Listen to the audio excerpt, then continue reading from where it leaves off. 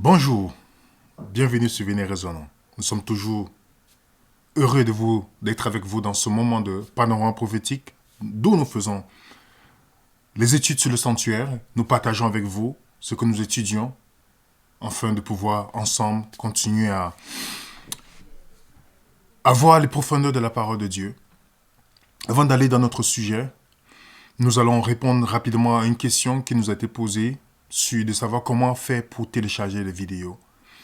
Vous êtes nombreux à nous demander de télécharger, mais nous ne pouvons pas le faire parce qu'on a beaucoup d'études. Tout ce que nous faisons sur Internet, c'est-à-dire les vidéos que nous faisons actuellement, c'est le petit côté de ce que nous faisons hors des caméras. Parce qu'on a plusieurs études que nous faisons et qui ne sont pas nécessairement sur YouTube. Donc, si vous nous demandez de faire cela, ou certaines personnes qui nous demandent de faire cela pour eux, pour mettre dans un clé pour envoyer, c'est très difficile pour nous de pouvoir faire cela. Nous ne sommes pas nombreux dans l'équipe Venez Raisonnons. Nous ne sommes pas nombreux à travailler. Alors, l'équipe que nous avons, il y a plusieurs tâches et on est occupé à faire autre chose. Donc, si vous voulez nous aider justement sur ce côté, nous vous invitons à aller sur les moteurs de recherche sur Internet. Vous mettez télécharger vidéo YouTube. Vous copiez le lien YouTube, vous allez voir que les moteurs de recherche, il y a les sites qui vous proposent même, vous copiez seulement et vous collez sur le lien, vous téléchargez la vidéo et vous le conservez dans votre ordinateur. Ensuite, si vous voulez vous acheter un disque dur SSD, ça devient moins cher aujourd'hui à la marque Samsung par exemple. Je ne fais pas la publicité, je ne suis pas payé par Samsung pour ça. Mais c'est le plus simple que je suggère à des personnes. Vous le mettez à l'intérieur, carte SSD, vous partez dans un magasin qui vend des choses et vous mettez à l'intérieur. Ainsi, parce que la carte SD, c'est plus rapide lorsque vous transférez. Ainsi, vous avez déjà ce qu'il faut et vous conservez la vidéo avec les documents que nous donnons. Ça vous permet d'étudier pour vous-même, non pas pour faire comme nous, mais pour vous-même mettre en vos propres mots, donner vos études bibliques, comme beaucoup d'entre vous d'ailleurs, qui nous envoient vos témoignages, comment l'étude du sanctuaire les aide à comprendre en profondeur la Bible et les permet aussi de partager avec d'autres personnes. Donc c'est ça, si vous pouvez le faire, n'hésitez pas, ce sera, je pense, c'est simple, avec tout ce qui se passe aujourd'hui dans le monde. Si vous avez bien remarqué, nous avons à la description de cette vidéo, vous allez voir notre chaîne Odyssée, que nous avons créé déjà une vidéo. Et dans la chaîne Odyssée, nous allons mettre des vidéos que nous ne pouvons pas nécessairement mettre sur YouTube. Vous savez, aujourd'hui, si vous parlez un peu de quelque chose, c'est un peu bizarre. Donc, voilà. N'hésitez pas de vous abonner sur notre chaîne Odyssée. C'est juste en bas la description de cette vidéo que vous allez voir notre chaîne Odyssée. Vous cliquez dessus. Si vous n'êtes pas encore inscrit sur Odyssée, ça prend seulement votre courriel et autres. Après, vous vous abonnez. Et comme ça, certaines vidéos, vous allez pouvoir les avoir sur la chaîne Odyssée. Donc, voilà pour répondre à quelques questions rapidement que vous nous posez. Aujourd'hui, nous allons voir une étude spéciale, comme toutes les études. Hein. L'étude biblique, c'est toujours spécial, mais on devait faire la deuxième partie de l'évangile dans le sanctuaire. Cette fois-ci, on ne va pas faire. Nous allons prolonger ça pour une autre fois parce qu'il y a quelques petits détails, parce qu'on aime faire des choses en finissant de quelques détails donc, que nous allons faire. Et alors, nous ferons la deuxième partie pour pouvoir voir l'évangile dans le sanctuaire. Donc, aujourd'hui, nous parlerons de le jardin d'Éden et le sanctuaire. Ou le sanctuaire dans le jardin d'Éden, ça dépend de comment vous voulez voir ce titre. Donc, voilà le thème que nous allons aborder rapidement. On va faire tout pour ne pas être long puisqu'on a notre étude sur Zoom. Habituellement, pour ceux qui savent, parfois vous êtes nombreux à nous envoyer les mails après le pendant prophétique.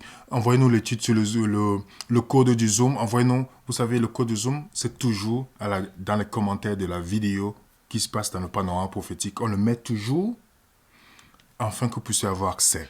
Donc, ne vous inquiétez pas, vous pouvez seulement demander et vous aurez accès. Donc, voilà, nous allons sans tarder demander à Dieu de nous aider. Seigneur, guide-nous dans ce moment d'étude. Au nom de Jésus, Amen. Le jardin d'Éden et le sanctuaire. Le jardin d'Éden et le sanctuaire. Comme nous commençons toujours avec le psaume 77, 14, dans la version Martin, nous dit, ô Dieu, ton chemin est dans ton sanctuaire. Qui est Dieu fort et grand comme toi? Et comme vous le savez, à force de répéter, c'est très important de répéter le mot qui est chemin, qui est le mot derek, qui veut dire voie, voyage. Et nous avons vu ensemble que le sanctuaire, c'est un voyage que Dieu fait pour nous ramener à lui. C'est tout un chemin qui est fait avec nous, en nous tenant par la main, en nous conduisant, pour nous ramener à la maison, pour nous ramener dans une communion avec lui. Et c'est pourquoi il y a l'idée du départ et l'idée de la fin du voyage. Donc Dieu a tout structuré dans le sanctuaire. Pour ceux qui suivent nos différentes études sur le sanctuaire, vous êtes nombreux à nous demander quand est-ce que nous le ferons pour les enfants. Nous allons vous tenir informés puisqu'il y a déjà des personnes qui travaillent avec des enfants. Nous sommes en train de voir comment ils pourront, avec cela, avec vos enfants, faire cette étude qui est magnifique. Donc, le sanctuaire. Le sanctuaire est très important, les amis. On va le répéter sans cesse. C'est le meilleur détecteur d'erreurs qui existe. Le meilleur détecteur d'erreurs. Si vous comprenez le sanctuaire, vous et moi, nous comprenons la science du sanctuaire, puisque on le répète sans cesse. Toute la Bible, le langage de la Bible, c'est le langage du sanctuaire. Quand les gens parlent des notions du pardon, je suis surpris qu'ils n'évoquent pas comment le pardon est dans le sanctuaire. Pour ceux qui ont vu la vidéo précédente, lorsqu'on est pardonné, le péché reste dans le sanctuaire. C'est couvrir. Il y a un moment d'effacement, il y a une différence entre le pardon et l'effacement du péché. Donc c'est le sanctuaire qui te donne la profondeur de la compréhension de cela. Sans le sanctuaire, tout ce que nous pouvons enseigner, que ce soit sur la grâce de Dieu, le sanctuaire enseigne la grâce de Dieu comme une puissance pour ne plus pécher. Contrairement à la pensée populaire, le sanctuaire te résout la question de manger ce que je dois manger ou pas, si je dois boire l'alcool ou pas. Le sanctuaire me résout la question que les gens aiment amener la controverse, si je dois donner la dîme ou pas. Le sanctuaire résout ce problème facilement. Si vous et moi, nous prenons le temps, même ceux qui disent que les prophéties, je suis surpris que les gens abordent. Vous avez vu, depuis longtemps, on n'a pas abordé encore le livre d'Apocalypse, la révélation de Jésus. Je vous rappelle que ce n'est pas la révélation du pape. Ce n'est pas la révélation du pape. C'est la révélation de Jésus. Et vous allez voir qu'une fois que vous avez maîtrisé la base du sanctuaire, lorsque vous arrivez sur le livre d'Apocalypse, vous verrez beaucoup plus la révélation de Jésus que la révélation de la marque de la bête. Et les gens qui, je ne dis pas qu'ils se font exprès, quand ils vont dans le livre d'Apocalypse, ce n'est que la marque de la bête qui ressort ou la catastrophe qui doit venir. Pourtant, ce n'est pas ça le message clé du livre d'Apocalypse. Le message clé, ça commence au premier verset, révélation de Jésus. Donc, connaître la marque de la bête ne va pas vous empêcher de la voir. Vous savez ça? Oui. Connaître tout ce qui va arriver dans le monde ne va pas vous empêcher d'avoir la marque de la bête. La seule chose qui peut nous empêcher d'avoir la marque de la bête, c'est d'avoir l'agneau de Dieu à notre côté. Et vous allez voir, c'est l'histoire du livre d'Apocalypse. Ceux qui refusent l'agneau comme Caïn finissent avec une marque. Si on a l'occasion d'étudier ça, vous verrez bien. Donc, ce n'est pas un livre pour faire peur, mais c'est un livre d'espérance. C'est un livre d'assurance que Dieu donne à tous ceux qui... C'est pourquoi le verset 3 dit, heureux ceux qui lisent ce livre. Et plusieurs fois c'est répété, heureux ceux qui lisent ce livre. Pourquoi? Donc, une fois qu'on a une compréhension claire du sanctuaire, les choses changent. Notre vision. Vous savez que si vous regardez par la fenêtre, si les vitres de votre fenêtre sont sales, votre perception sera très sale de tout ce que vous allez voir de l'autre côté.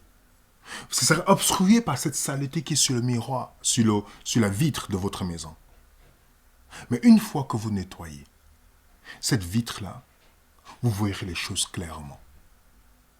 Et c'est pourquoi le sanctuaire, c'est quelque chose que Dieu nous donne pour pouvoir voir son caractère de tout le long, pour apprécier que son caractère n'est pas lié avec le mensonge. Et ça te permet de voir, de pouvoir savoir, Seigneur, voilà ce que ton GPS me montre, ce que je dois éviter, voilà ce que ton GPS me montre en ce qui concerne ton caractère. Puisque le psaume 29 nous dit, dans ton sanctuaire, tout est gloire, tout reflète le caractère de Dieu. C'est ça que nous devons pas oublier quand nous étudions le sanctuaire. C'est le meilleur détecteur. C'est pourquoi nous encourageons les gens d'étudier pour eux-mêmes. Même quand on fait la vidéo, ça peut arriver qu'il y a des choses que vous allez voir que nous ne voyons pas. D'étudier pour vous-même, d'aller en profondeur, de comprendre. Ainsi, quand quelqu'un va vous dire, le baptême c'est quoi? C'est par aspersion, par immersion. Vous dites, voilà ce que le sanctuaire m'enseigne. Quand je suis baptisé, qu'est-ce que je deviens? Sacrificateur ou je reste pécheur? Toutes ces choses-là sont résolues, les amis. L'humanité de Jésus-Christ. Jésus était humain quand il était sur la terre. Est-ce qu'il a fait le pouvoir? Il a utilisé ses pouvoirs? Le sanctuaire me montre facilement. Est-ce qu'on aura la victoire sur le péché conscient avant que Jésus ne vienne? Le sanctuaire me montre cela. Donc, mes amis, je vous en supplie, ne prenez pas le document que nous donnons gratuitement. Vous savez, nous avons reçu de nombreux reproches que pourquoi on donne nos documents gratuits, on pouvait les vendre. Mais nous ne vendons pas. Nous donnons gratuitement. Et c'est pourquoi nous ne devons pas ordonner nos ordinateurs avec. Nous devons étudier pour nous-mêmes. Et si vous n'êtes pas d'accord avec ce que nous disons, nous vous lancerons l'invitation de nous contacter. Si vous voulez même un débat en public, Bible à main, nous serons très heureux de le faire parce que il n'y a pas de honte d'avoir tort si vous avez tort. Vous comprenez? Parce que l'objectif d'échanger avec les gens parfois que nous ne sommes pas d'accord, on prend le temps d'échanger. Ce n'est pas les gens qui sont nos ennemis, c'est l'ignorance qui est notre ennemi. Parce que Dieu a dit dans Osée 4, verset 6, « Mon peuple périt faute de connaissance. » Donc, voilà les amis, ce que je peux vous suggérer. Lorsqu'on parle maintenant dans Genèse, vous voyez, à la création, on nous dit dans Genèse 1, verset 1, « Au commencement, Dieu créa les cieux et la terre. La terre était informe et vide. » C'est-à-dire le mot informe et vide, c'est-à-dire tohu vobohu, était dans une situation informe, catastrophique. Il y avait des ténèbres à la surface de l'abîme et l'Esprit de Dieu se mouvait au-dessus des eaux. Le mot Dieu qui est d'abord aussi, c'est le mot Elohim, qui fait référence au pluralisme dans l'unité. Parce que quand on dit dans la Bible que Dieu est un, je répète, le mot un, Deutéronome 6, verset 4, c'est le mot Ekab qui est différent du mot Yahid. Yahid, c'est unicité, Ekab, c'est unité. Donc, lorsqu'on dit Dieu est un, c'est comme une équipe, une famille. La famille, lui, il y a combien de personnes dans la famille, lui? Vous comprenez? Il y a plusieurs personnes au sein de la famille. Donc, ce n'est pas unicité comme le chiffre 1. Quand Dieu dit dans Genèse 22, « Donne-moi, amène ton fils unique », c'est le mot Yahid qui est utilisé. Mais lorsque Dieu dit, l'homme quittera son père et sa mère, s'attachera à sa famille, formeront une seule chair. C'est le mot Ekab qui est utilisé. Qu'est-ce qui fait à ce que deux personnes vivent comme une seule chair? C'est l'amour. Dans Genèse 11, lorsqu'on parle de la tour de Babel, Dieu dit, voilà ce peuple est devenu un. Ils étaient combien? Un, le chiffre 1 et Ekab, ils étaient une multitude, mais ils étaient un comme une équipe. Vous voyez? Dans le pluralisme dans l'unité. Ok? Dieu fonctionne dans l'unité parce que le caractère de Dieu, c'est Dieu amour. Et qu'est-ce qui fait à ce que 2, 11, 10 personnes fonctionnent comme un? Il n'y a que le lien d'amour qui peut permettre de solidifier cela. Et lorsqu'on va dans Genèse 1, verset 26, on voit, Dieu dit, puis Dieu faisant, vous voyez l'expression apparaître ici, faisant, pas je fais, faisant l'homme, non pas à nos images. Vous voyez bien? À notre image. Pas à nos images. Faisons, nous sommes ensemble, mais on a un seul but. Revenons sur le mot image, parce que ce n'est pas l'objectif. On a fait une étude sur le livre de Genèse, vous pouvez le consulter si vous voulez. Image, là, c'est le mot image, figure représentative. L'homme et la femme devaient représenter Dieu. Pourquoi ils devaient représenter Dieu? Vous savez que le conflit cosmique, pour ceux qui ont vu notre série sur le livre de Genèse, ou cette vidéo que vous pouvez voir le profil de la personnalité de Lucifer, comment Lucifer est devenu Satan, vous pouvez voir cette vidéo. Nous devons nous poser une question simple.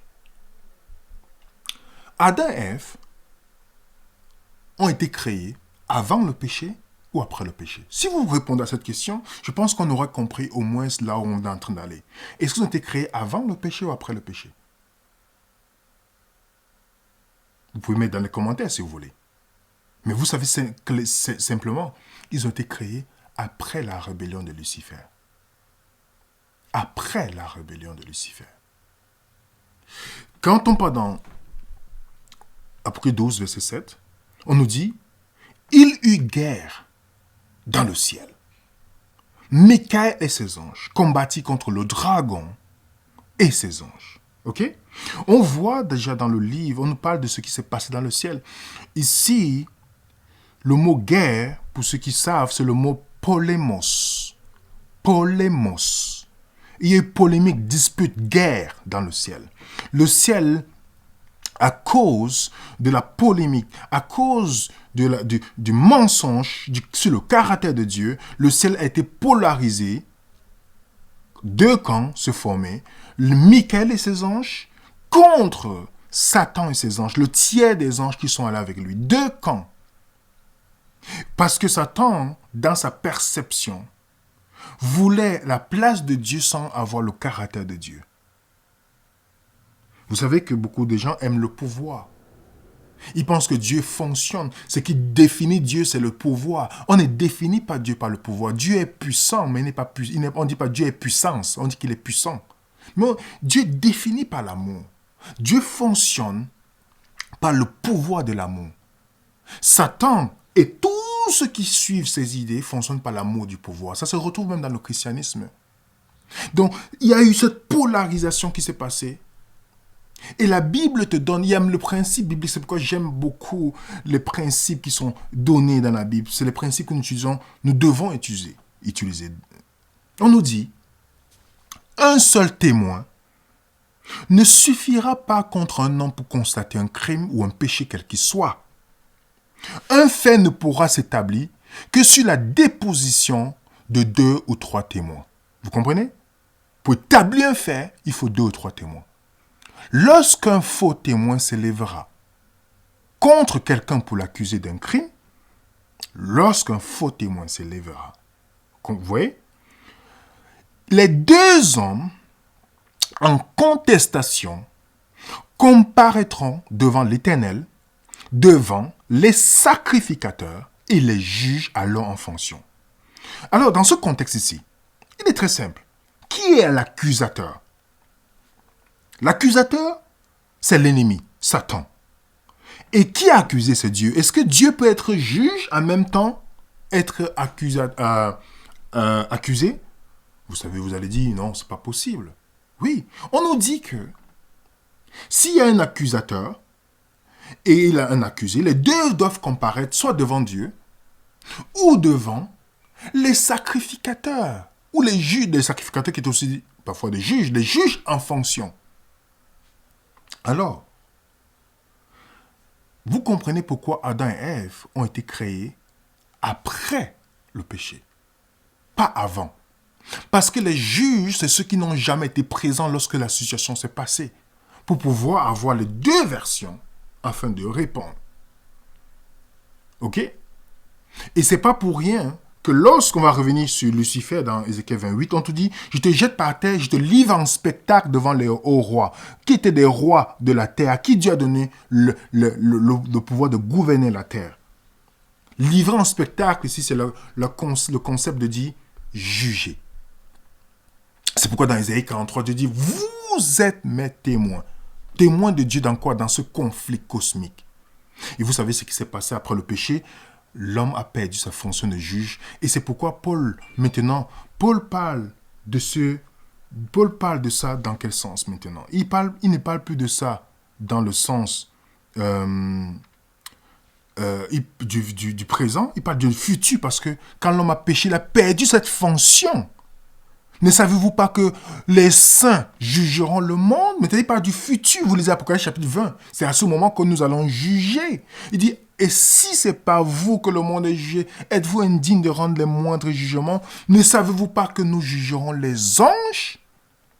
Oui, nous avons été faits pour juger le conflit cosmique entre Satan et Dieu. Quel privilège! Donc c'est pourquoi devant les sacrificateurs, et si vous comprenez bien, Adam était il était fils de Dieu, sacrificateur. Nous allons revenir sur ce point. Retenons d'abord ce fait. Ok? Allons dans Ézéchiel 28. Ézéchiel 28 nous dit, parlant de Lucifer, il nous dit, tu étais en Éden, le jardin de Dieu. Oh, on voit quelque chose ici d'intéressant. Éden n'était pas seulement ce qui était sur la terre. Tu étais en Éden, le jardin d'Éden, tu étais couvert de toute espèce de pierres précieuses. Tu étais un chérubin protecteur. Le chérubin protecteur, c'est l'un des anges que vous voyez sur le schéma. C'est l'un des anges que vous voyez sur le schéma. Je mets pour que vous voyez, excusez-moi, je n'ai pas mis le document pour que vous puissiez voir. Tu étais un chérubin protecteur aux ailes déployées. Ok? Je t'avais placé tu étais sur la sainte montagne de Dieu. Ok? Regardez bien. L'Éden, qu'est-ce que ça nous fait comprendre sur la conception d'Éden? Qu'est-ce que nous pouvons comprendre sur la conception du mot Éden? Donc, Éden était où? La montagne de Dieu, c'est où? C'est ça, nous devons nous poser cette question.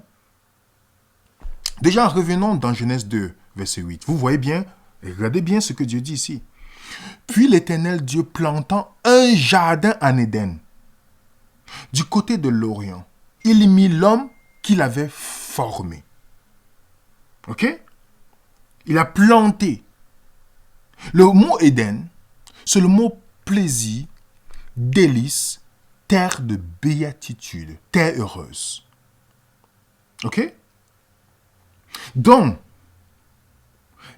Éden, qu'on voyait sur la terre, était une représentation de Éden qui était dans le ciel. Puisque la rébellion a commencé dans le ciel, bien évidemment. Et c'est pourquoi le livre d'Hébreux peut nous dire, le sanctuaire terrestre aussi a été une image de ce qui était dans le ciel. Lesquels, Hébreux 8, verset 5, lequel célèbre un culte image, ombre des choses célestes, selon que Moïse en fut divinement averti lorsqu'il allait construire le tabernacle.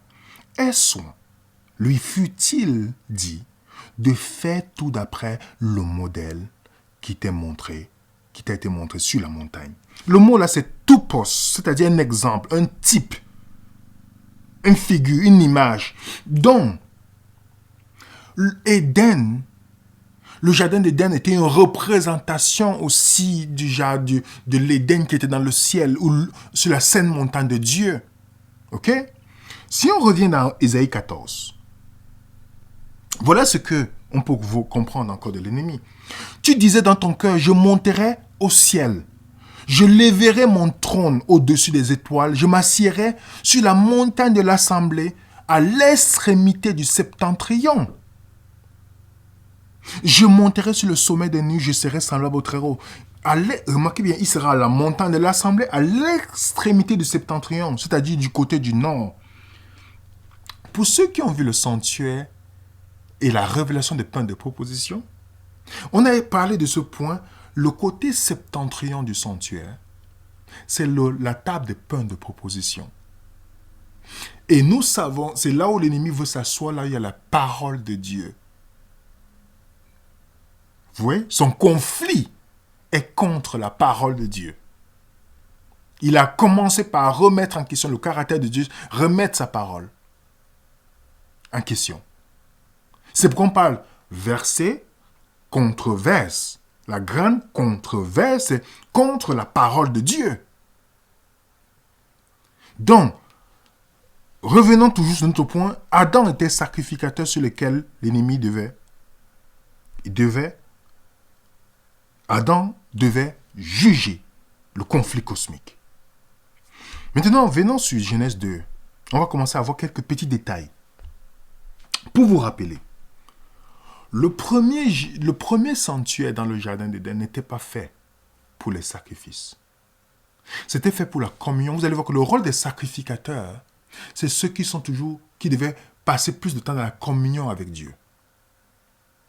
C'est ça. C'est les gens qui étaient proches de Dieu. Ils faisaient le lien entre le peuple et Dieu. C'est ça. Donc, Genèse 2, verset 15, on peut lire, « L'Éternel Dieu prit l'homme et le plaça dans le jardin d'Éden pour le cultiver. » J'ai mis les deux verbes que vous voyez. Ces deux verbes sont les mêmes verbes utilisés lorsqu'on parle du travail des Lévites dans le tabernacle. Est-ce que c'est un hasard? Moi, je ne crois pas au hasard.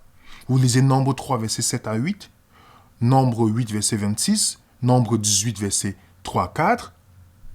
Vous voyez que lorsqu'on décrit l'œuvre des sacrificateurs, on utilise la même expression dont nous voyons ça des références ici. Donc Adam était le sacrificateur. Je mets peut-être une des références, Nombre 3, verset 7 à 8. Ils feront le service du tabernacle. On revient maintenant dans Genèse 3, verset 24. Un autre petit détail, avant de voir comment on essaie de voir qu'il était sacrificateur. Genèse 3, verset 24 nous dit, « C'est ainsi qu'il chassa Adam. Il mit à l'orient du jardin d'Éden les chérubins qui agitaient une épée. » Remarquez bien, Adam est sorti à côté de la porte de l'Orient. L'Orient, c'est-à-dire l'Est, à l'Est du jardin. C'est là où ils sortent. Regardez bien, dans le sanctuaire, la porte se trouve à l'Est. À l'Est, pour retourner, c'est-à-dire la même porte par laquelle nous sortons quand nous avons péché, c'est la même porte dans laquelle nous devons revenir quand on vient vers Dieu. Vous lisez Ézéchiel 46, verset 1 à 3. On nous parle de la porte du parvis de l'intérieur du côté de l'Orient. Du côté de l'Orient. Exode 27, verset 16, on parle de la porte du parvis. Vous avez Nombre 3, 38, qui nous parle Moïse, Aaron et ses fils, dont les sacrificateurs qui étaient là, devant le tabernacle à l'orient de la tente d'assignation. Est-ce que c'est un hasard? Non. On peut voir ici ainsi qu'à l'est, le parallèle du sanctuaire que Moïse a dressé, on voit aussi que la porte était à l'est. Nous savons que Dieu ne fait rien au hasard. Ce n'est pas un hasard que le pécheur, pour revenir vers Dieu, vient par cette même porte à l'est. C'est symbolique. Nous revenons à Dieu par la même porte par laquelle nous sommes sortis. Comme le fils prodigue. Genèse 2, verset 10. On nous dit, un fleuve sortait d'Éden pour arroser le jardin. Un fleuve sortait d'Éden pour arroser le jardin. Donc, on comprend déjà ici, si ça doit arroser, ça veut dire que c'était sur une montagne. On peut voir déjà, je comprends pourquoi certaines personnes pensent que c'était sur une montagne pour que ça puisse arroser. On voit que dans le psaume 46, on nous dit, il y a un fleuve dont les courants réjouissent la cité de Dieu, le sanctuaire des demeures du Très-Haut. Dans Joël 3, 18, on nous parle, une source sortira aussi de la maison de l'Éternel, elle arrosera la vallée. Vous savez que la cuve d'airain existait dans le sanctuaire. On a déjà fait l'étude sur la révélation de la cuve d'airain. Et pour un petit exercice pour vous, si vous voulez, Les fleuves de Genèse 2, verset 10, vous voyez que ce fleuve-là se divise en 4. Vous savez ce qui veut dire 4 dans la Bible. Allez étudier le nom de chaque fleuve. Vous allez voir que c'est un message extraordinaire. C'est un message extraordinaire. C'était juste une parenthèse. Revenons dans Genèse 2, verset 9. On a quelque chose. L'Éternel Dieu avait fait germer de la terre tout arbre désirable à la vue et bon à manger. Bon à manger. Bon à manger. Remarquez bien. Bon à manger. C'est intéressant, n'est-ce pas? Parce qu'il y a l'arbre qui était bon à manger et, comme on le voit, et il y a l'arbre de vie. On ne va pas parler de l'arbre de vie maintenant, on va venir sur ce qui était bon à manger. Pourquoi il parle de l'arbre qui était bon à manger, ce que Adam et Ève devaient manger? Qu'est-ce que représente le manger lorsqu'on parle du sanctuaire? Ce qui était accessible au sacrificateur. Allons dans Deutéronome 8, verset 3. Il t'a humilié, il t'a fait souffrir de la faim, il t'a nourri de la manne que tu ne connaissais pas et que n'avaient pas connu tes pères, afin de t'apprendre que l'homme ne vit pas de pain seulement, mais de toute parole qui sort de la bouche de Dieu. Matthieu 4, verset 4, Jésus, on sait que Jésus est le pain de vie. L'homme devait d'abord, le sacrificateur avait droit de manger quelque chose qui se trouvait en Éden, dans le sanctuaire. La table de pain de proposition. Il devait manger. Vous savez très bien que c'est les sacrificateurs qui avaient accès à ce fruit. On va revenir dans Genèse 2, verset 29. Pour voir, il y avait l'arbre bon à manger et il y a l'arbre de vie. Que représente maintenant cet arbre de vie? Qu'est-ce que nous pouvons voir comme lien dans cet arbre de vie? Parce qu'il y a un autre arbre, l'arbre de vie, qui est au milieu.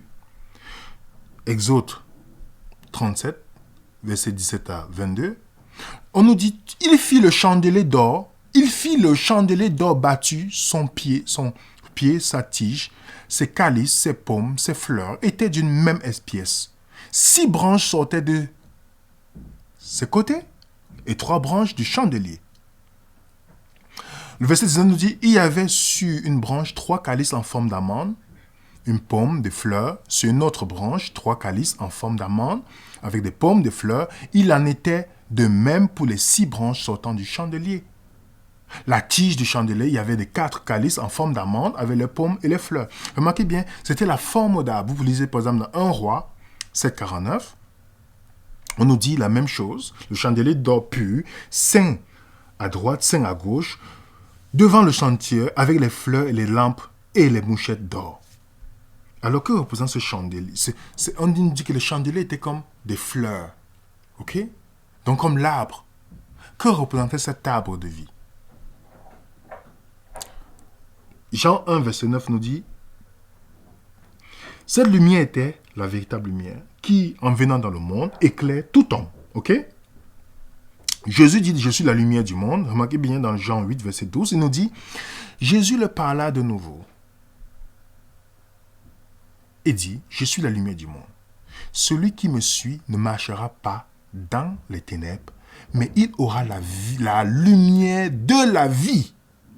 Et nous savons c'est l'arbre de vie. Donc qu'est-ce qui donnait la vie là? L'arbre de vie symbolisait le chandelier. C'est pourquoi vous allez voir, dans les écritures juives anciennes, on met toujours l'arbre de vie comme un arbre. On met le chandelier comme un arbre. Le chandelier était la forme de cet arbre-là. Ok?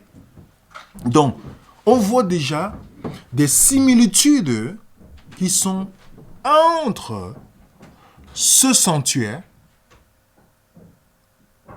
le jardin d'Éden, et le véritable.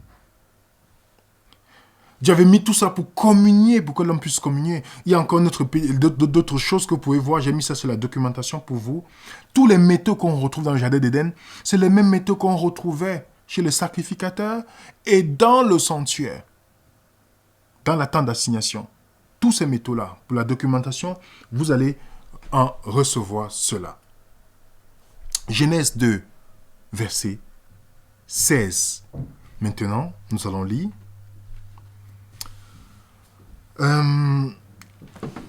Puis l'Éternel Dieu commanda l'homme.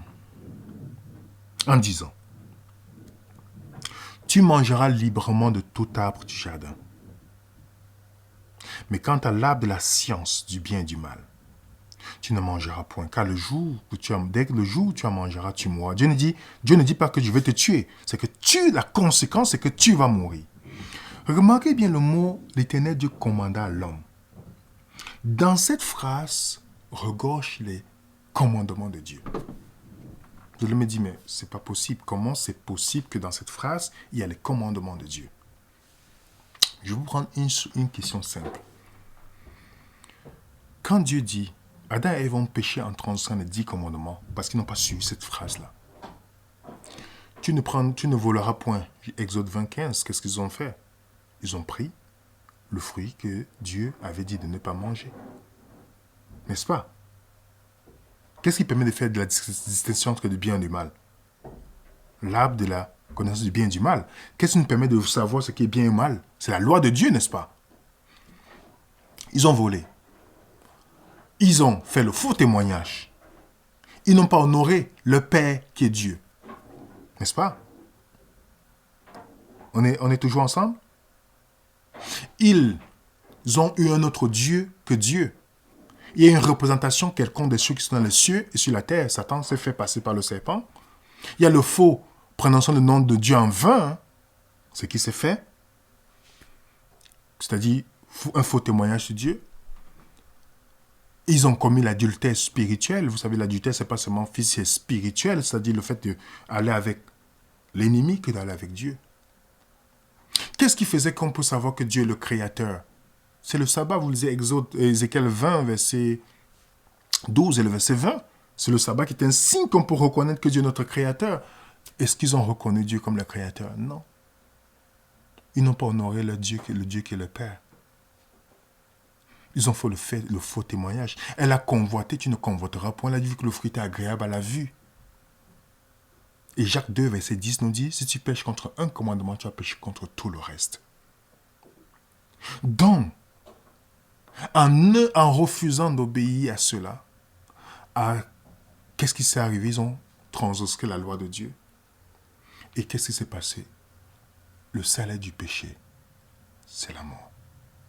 À ce moment, ils ont perdu leur fonction de sacrificateur. Oui, ils ont perdu leur fonction de sacrificateur. Donc, quand on voit cette phrase, ce n'est pas un hasard.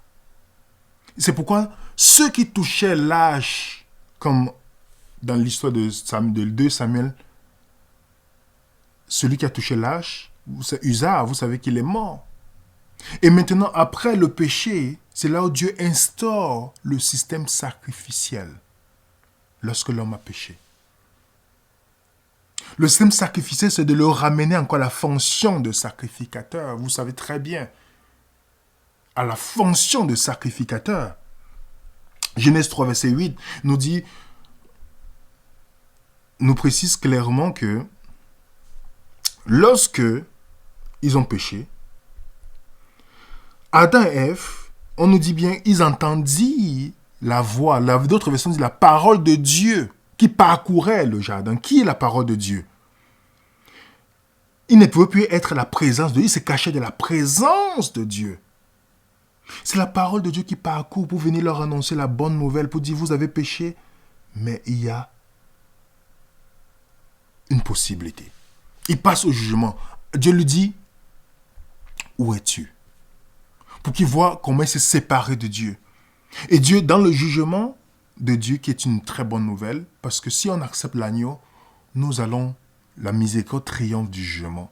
Et Dieu a proposé justement l'agneau de Dieu en disant, je propose cette promesse qui se trouve dans Genèse 3, verset 15.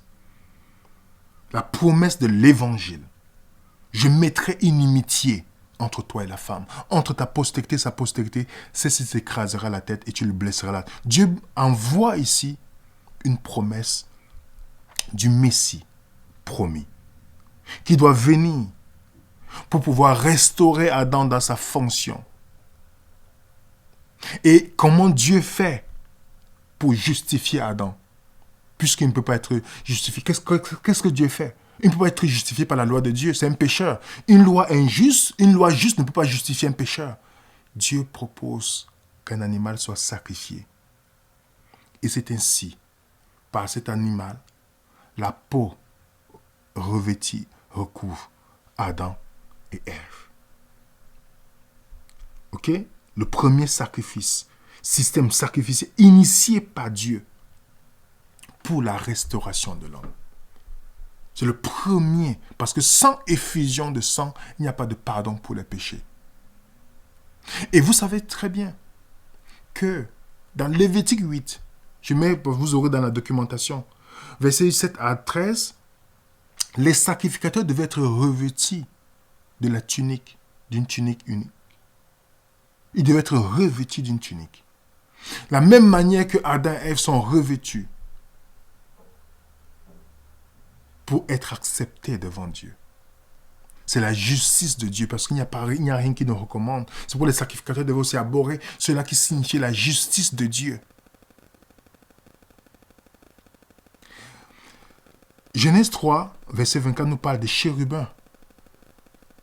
Les chérubins qui agitent l'épée. Vous savez que l'épée, c'est la parole de Dieu, le feu. Ils agitent l'épée flamboyant. Les chérubins, ce sont ceux qui gardent à ce moment le jardin lorsqu'ils sont sortis. Et on peut vous retrouver dans la Bible que les chérubins étaient ceux qui étaient proches de la loi de Dieu. Ce qui était dans le lieu très saint aussi. Donc on retrouve les chérubins aussi dans le contexte. Et la seule façon de connaître, quand on lit Genèse, de savoir que représentent les chérubins, c'est seulement le langage du sanctuaire qu'on peut comprendre le rôle de ces chérubins. Le sanctuaire, les deux chérubins qui étaient là. Et c'est pourquoi, les amis, avant de lire plus loin,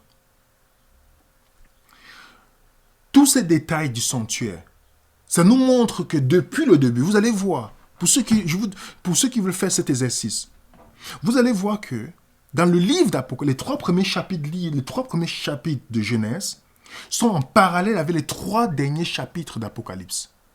Nous retournons en Éden. Parce que Éden est un lieu d'éducation que Dieu avait prévu pour Adam et Ève. Par tous ces symboles, il voulait l'éduquer aussi sur les choses du ciel. Et c'est pourquoi nous retournons encore en Éden pour continuer l'éducation que Dieu avait pour nous. Mais quand l'homme a échoué, ça a interrompu ce plan. Donc, le premier Adam a échoué. La Bible nous dit dans 1 Corinthiens 15, versets 45 à 49. C'est pourquoi il est écrit, le premier homme, Adam, devint une âme vivante. Le dernier Adam est devenu un esprit vivifiant. Mais ce qui est spirituel n'est pas le premier. Ce qui est animal, c'est ce qui est animal. Ce qui est spirituel vient ensuite. Le premier homme tiré de la terre est terrestre. Le second est du ciel. Tel est le terrestre, tels sont aussi les terrestres. Tel est le céleste, tels sont aussi les célestes. De même que nous avons porté l'image du terrestre, nous porterons aussi l'image du céleste. Vous savez, le premier Adam a échoué justement dans sa fonction de sacrificateur. Vous savez que Adam, le vendredi, Dieu a percé sa côte pour qui? Pour Ève, n'est-ce pas? Son épouse. Oui. Jésus, un vendredi sur la croix, sa côte percée est pour qui? Pour son épouse. Pour son épouse. L'Église, qui est vous et moi, membres de son corps. Quelle était la première tentation de Jésus? Sur le manger. La tentation d'Adam? Sur le manger. Là où Adam a échoué, Christ a été victorieux. Victorieux. Et c'est pourquoi, pour que nous puissions retourner à cette fonction, pour juger le mal, Jésus doit venir comme le dernier Adam, pour que nous ne portons plus l'image du premier qui a échoué, mais celui qui a été victorieux. Et c'est pas lui maintenant. Écoutez bien quand on lit ce texte. Tu as fait d'eux un royaume de sacrificateurs. Un royaume de sacrificateurs. Par Jésus maintenant. Nous sommes devenus. Nous sommes revenus par lui. Nous revenons à cette fonction que Dieu avait à l'origine pour Adam et Ève. Dans Apocalypse chapitre 7, 15, il dit, ceux qui sont revêtus de robes blanches de la justice de Dieu, c'est-à-dire, qui sont, d'où sont-ils? Je lui dis, mon Seigneur, tu le sais. Il me dit, ce sont ceux qui viennent de la grande tribulation. Ils ont lavé leurs robes. Ils ont été blanchis par le sang de l'agneau. C'est pourquoi ils sont devant le trône de Dieu. Qui avait accès au trône de Dieu? Le Sèvre joue et nuit dans son temple. Qui avait accès à ça? Après 20 verset 6. Heureux et saints ceux qui ont pas la première résurrection. La seconde mort n'a point de pouvoir sur eux. Mais ils seront sacrificateurs de Dieu et de Christ. Ils régneront avec lui pendant 1000 ans. Oui, c'est grâce à Christ maintenant que cette fonction est restaurée. Puisqu'on est racheté par le dernier Adam maintenant, qui avait perdu cette fonction. Et c'est pourquoi 1 Pierre 3 nous dit, Christ aussi a souffert une fois pour les péchés, lui, juste pour les injustes, afin de nous ramener à Dieu. Pour nous ramener à Dieu, pour que nous puissions.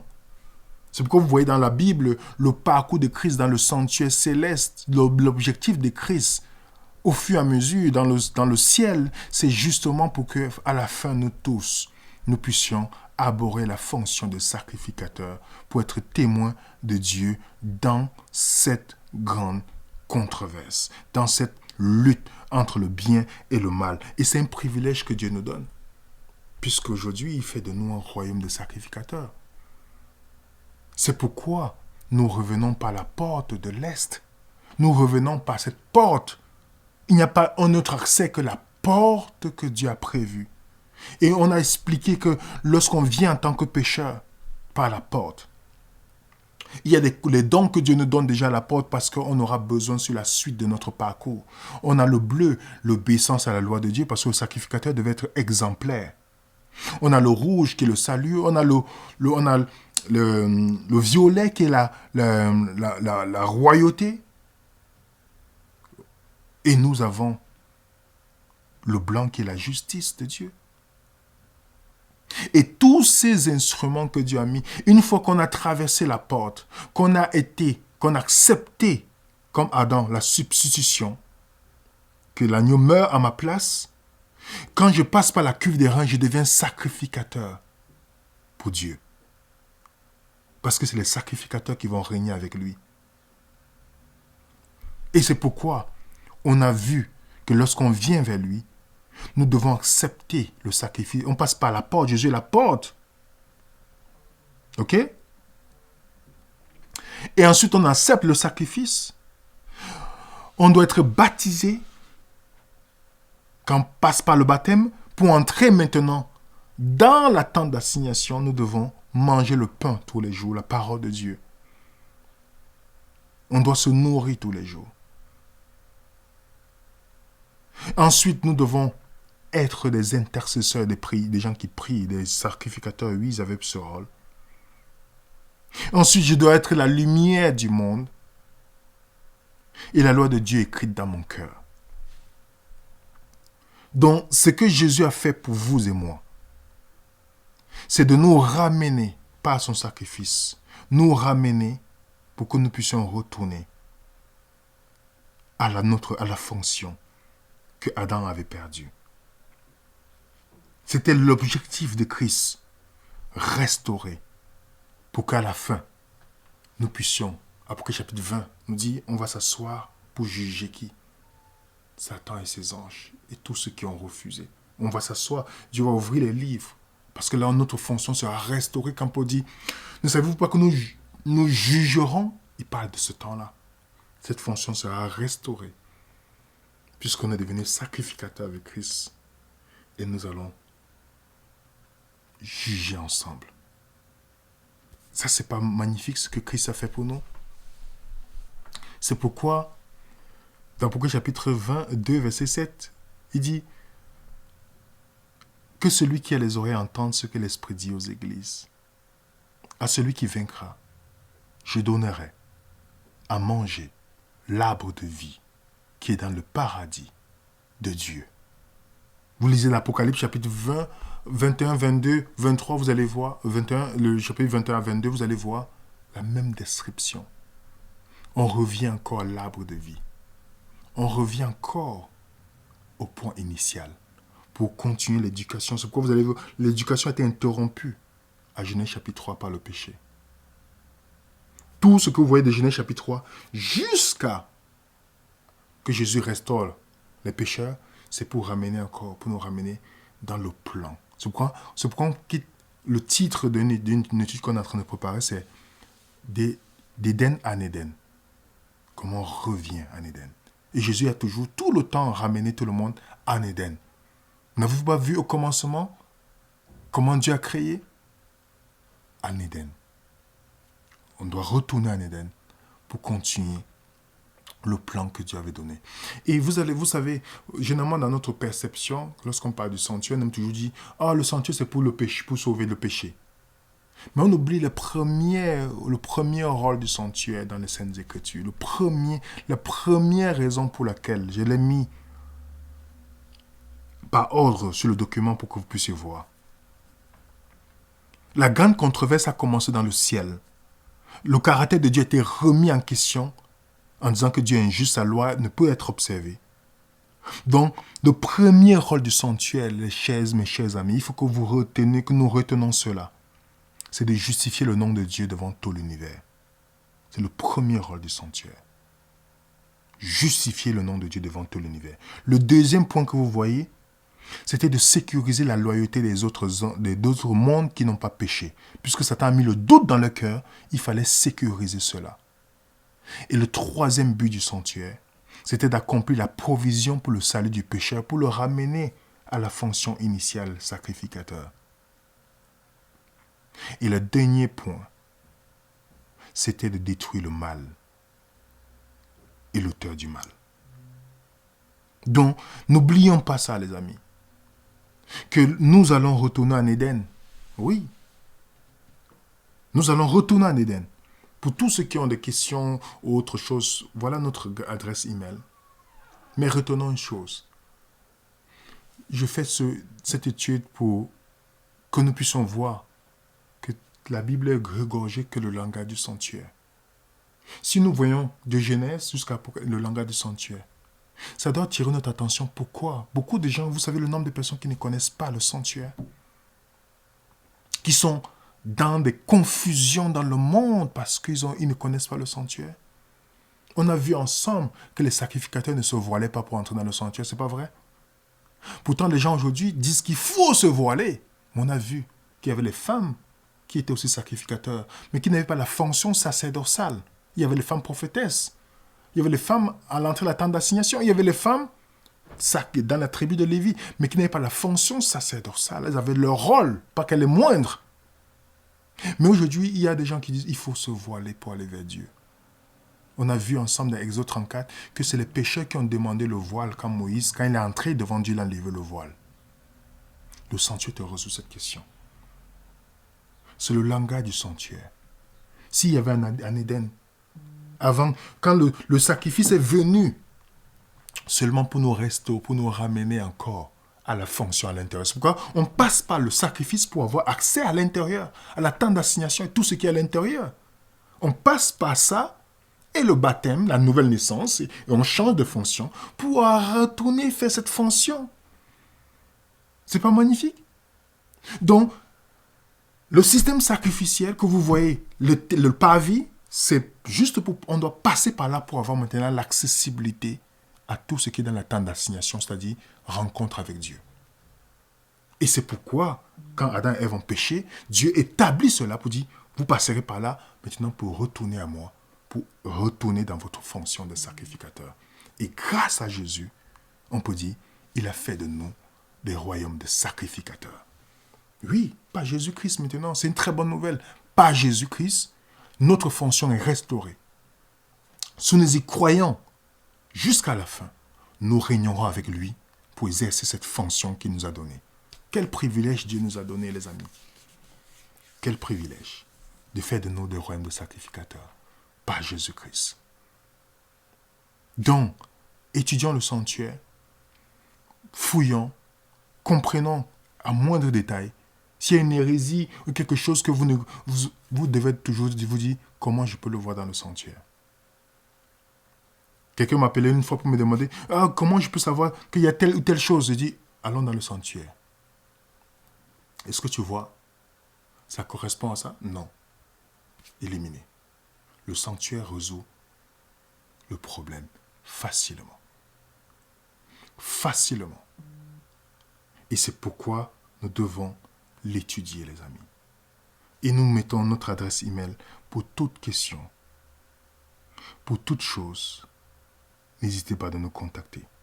Ça sera un plaisir que nous allons répondre à vos questions par la grâce de Dieu.